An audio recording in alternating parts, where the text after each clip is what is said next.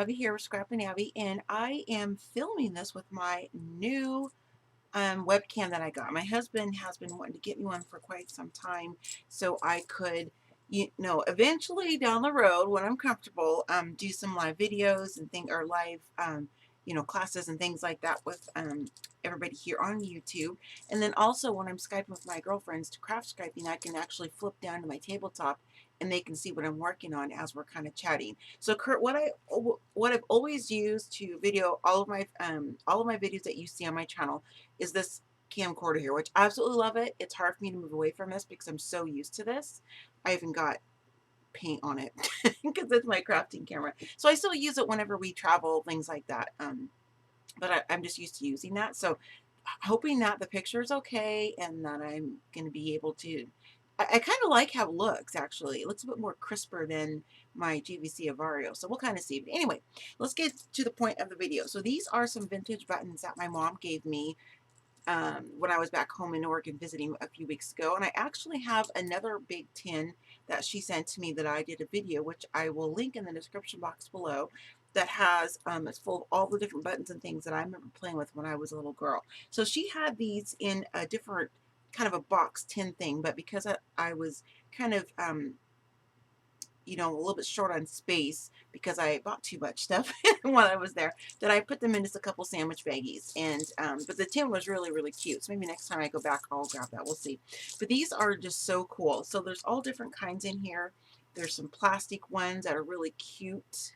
It's so strange because I'm so used to seeing my camera sitting up there. I'm like, wait, what am I doing? And look at this really cool purple one. That is so pretty. I'll get it to focus. Let's see. Grab it. There we go.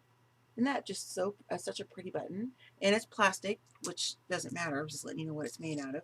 But there's just so many. I feel like I could sit here forever. Oopsie.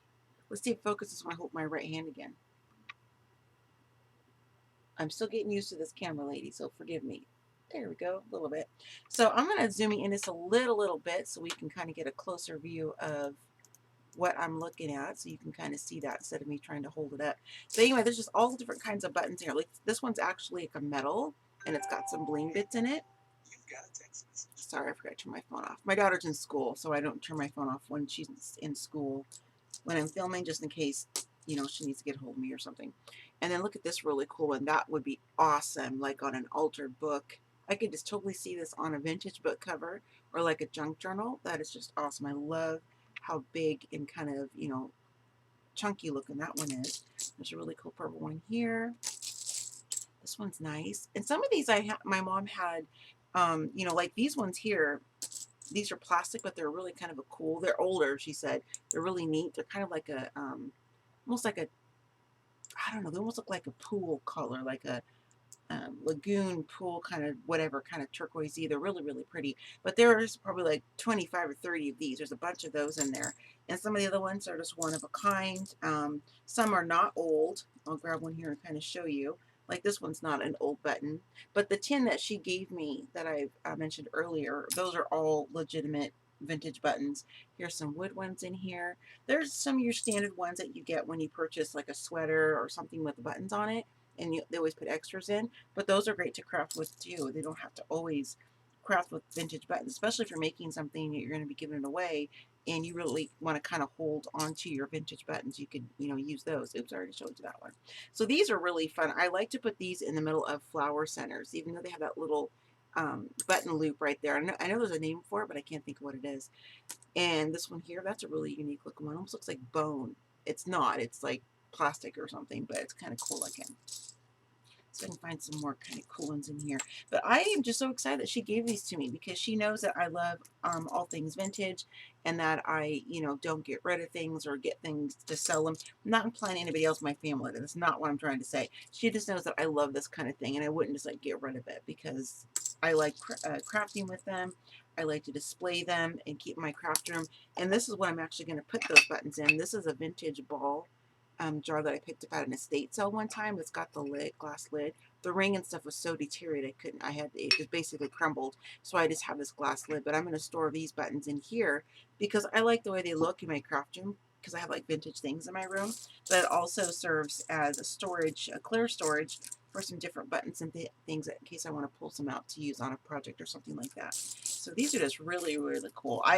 The tin that I referred to already, oh, there's like 3 of these. I wonder if there's 4. Look at those. There's 3 of those big heavy metal ones. Those are so cool. They almost look like you could even do a spin off of a bird's nest or something. Those could be like little eggs or something. Let's see if I can get it to focus a bit better. See, my Avario would focus like right away. So I don't know if I'm doing something wrong because this is a new camera. I don't know. But anyway, sorry I can't get them to kind of focus a little bit better. That's so bizarre. Let me see if I hold it this way like I did the first one. Oopsie. There we go. See, that one's missing a couple stones, but that's not a big deal because I've got some bling bits I can shove in there. But anyway, these would be so cool to use like kind of as a play on a bird's nest or something. Now everything's going to be fuzzy. See, I should have done like a test video before I just went ahead and started doing one because now I can't get it to focus at all. Let's see if I can get it to focus here.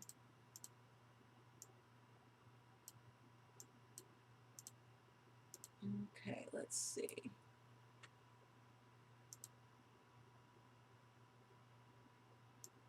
There we go. Okay, sorry about that, ladies. I just found a little window where I could do that. So, like I said, this is my first time using my webcam, so I kind of wanted just to do a video and see how it works, and I thought I would just do it on something simple like me sharing some buttons with you, so you know I wasn't like missing a step on a tutorial project or something like that because the camera went all crazy wonky on me. So, which is end user, of course, end user error because it's the very first time I've turned it on.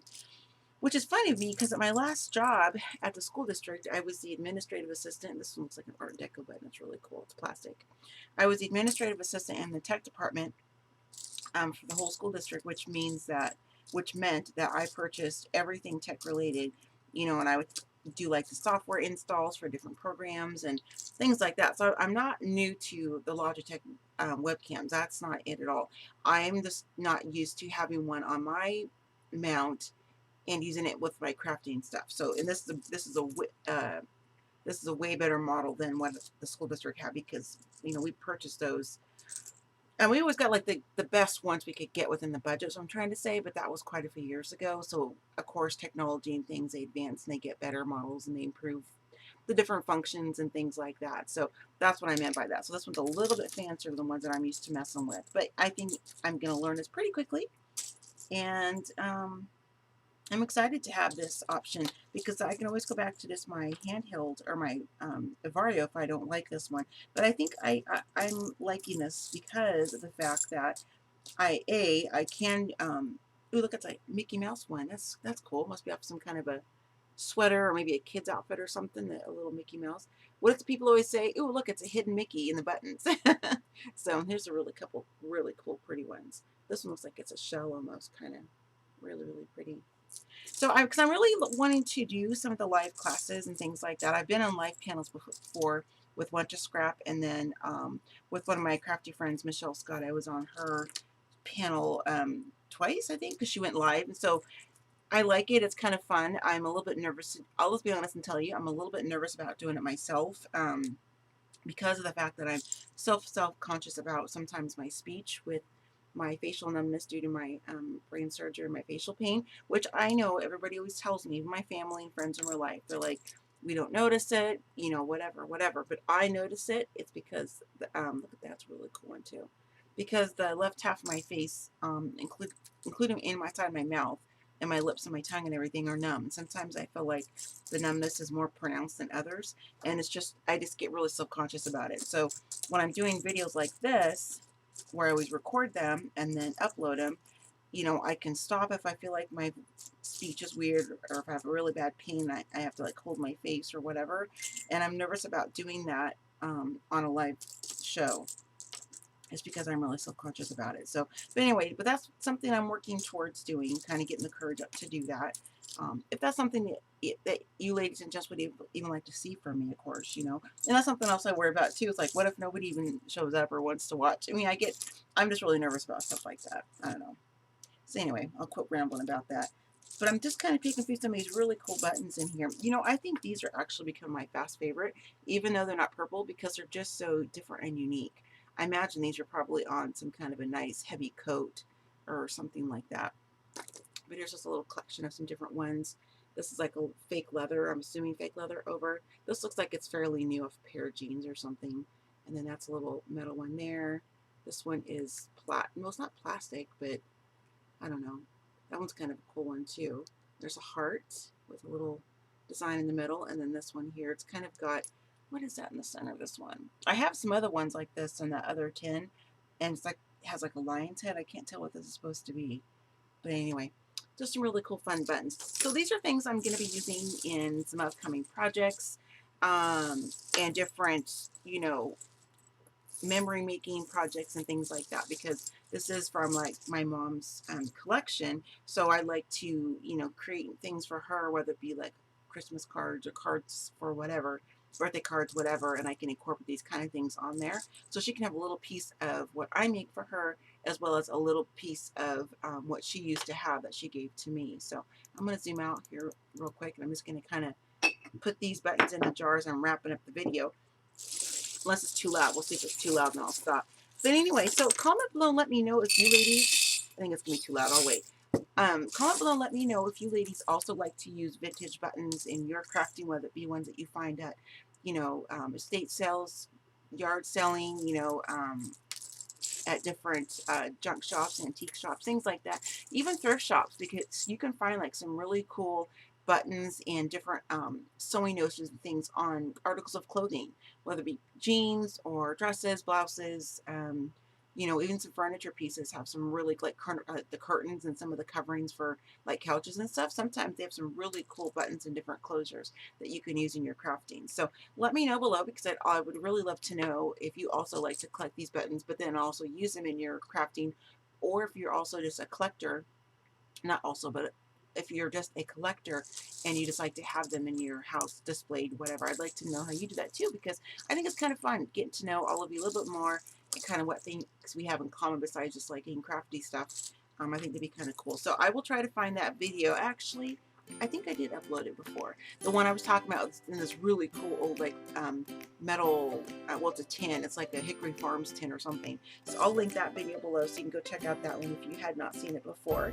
And then I'm going to go ahead and wrap up this video. Sorry I was so rambly. I was trying to find something that I could just test the video on, and I'd kind of have my something to touch, so I wasn't quite so nervous. I'm not nervous to do a video with you. That's not what I meant. I meant talking about doing like a live video and kind of playing with a new camera. It's just a little bit different for me. So I'm going to go ahead and quit rambling. I'll see you ladies next time. Happy scrapping, happy planning, and happy crafting. And I'll see you in the next video. Bye.